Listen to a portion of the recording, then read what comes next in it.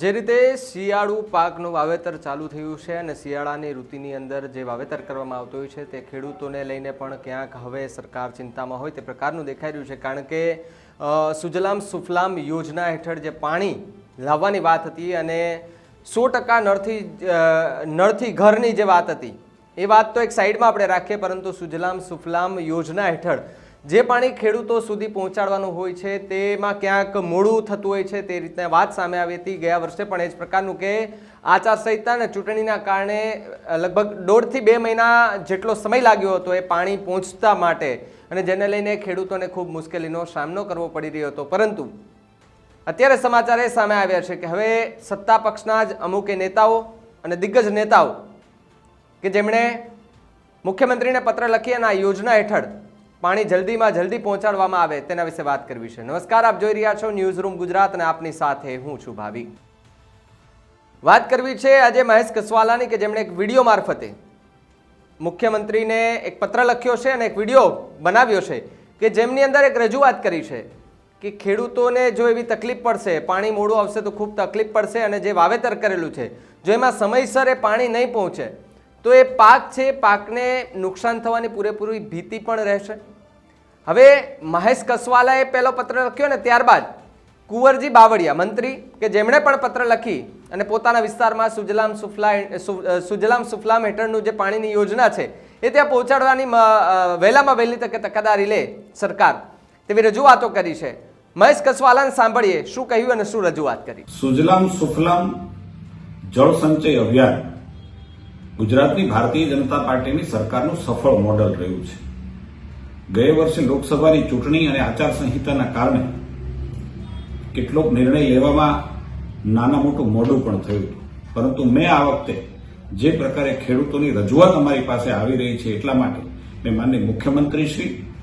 અને કુંવરજીભાઈ બાવળિયા બંનેને વિનંતી કરી છે કે તાત્કાલિક આ અંગે સકારાત્મક નિર્ણય લઈ વહેલામાં વહેલું ફેબ્રુઆરી અંત સુધીમાં શરૂ કરવામાં આવે તો ખેડૂતોને ચેક ડેમો, તળાવો,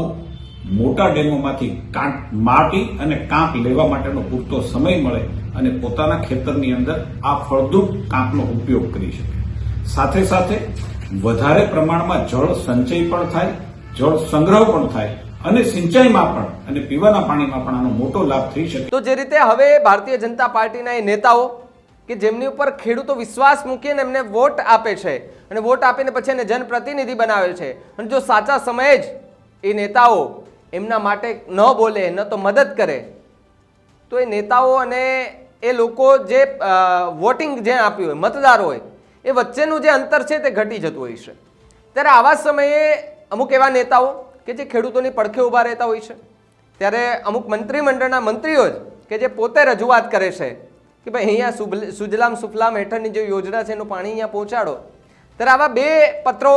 લખવામાં આવ્યા છે ભૂપેન્દ્ર પટેલને, કે જે એક મહેશ કસવાલા અને બીજા મંત્રી કુંવરજી બાવળિયા કે જે બંનેએ સીએમ ભૂપેન્દ્ર પટેલને પત્ર લખીને રજૂઆત કરી છે કે વહેલામાં વહેલી તકે આજે પાણીની જે સુજલામ સુફલામ હેઠળની જે યોજના છે એ યોજનાનું વહેલામાં વહેલી તકે નિરાકરણ લાવી અને એ પાણી એમના ખેડૂતો સુધી પહોંચાડવામાં આવે, જેથી કરીને ખેડૂતોને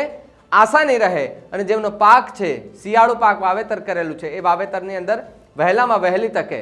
પાણી ત્યાં પહોંચે અને એમને વહેલો પાક જે છે તે ઊભો થાય અને એમની મહેનત છે એ મહેનત થોડીક ઓછી થાય અને અમારા સુધી રજૂઆત કરવા ન આવે એ પ્રકારનું આયોજન કરે સરકાર, એવી રીતે એક રજૂઆત કરવામાં આવી છે. ત્યારે જે શબ્દો તમે સાંભળ્યા મહેશ કસવાલાના કે જેમાં ખેડૂતોની ચિંતા વ્યક્ત કરતા સુજલામ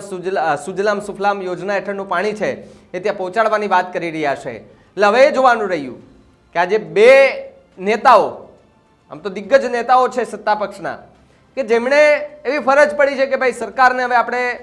એક લેટર લખીએ, પત્ર લખીએ અને આ લોકોનું નિવાકરણ આવે. કારણ કે જો નિવાકરણ નહીં આવે તો ખેડૂતો દોષનો ઠોપલો સીધા જ એ સ્થાનિક નેતાઓ ઉપર ઢોળવાના છે. એ માટે થઈને આગોતરા કહેવાય ને કે આગોતરી તૈયારીઓ નેતાઓએ કરી લીધી હોય તે પ્રકારનું પણ આપણે કહી શકીએ છીએ. પરંતુ હવે તો સરકારે જોવાનું છે કે ક્યારે એ સુજલામ સુફલામ હેઠળ યોજનાનું પાણી એ ખેડૂતો સુધી પહોંચી શકે છે અને હજુ પણ કયા એવા બીજા દિગ્ગજ નેતાઓ છે કે જે આ મુદ્દે અને ખેડૂતો મુદ્દે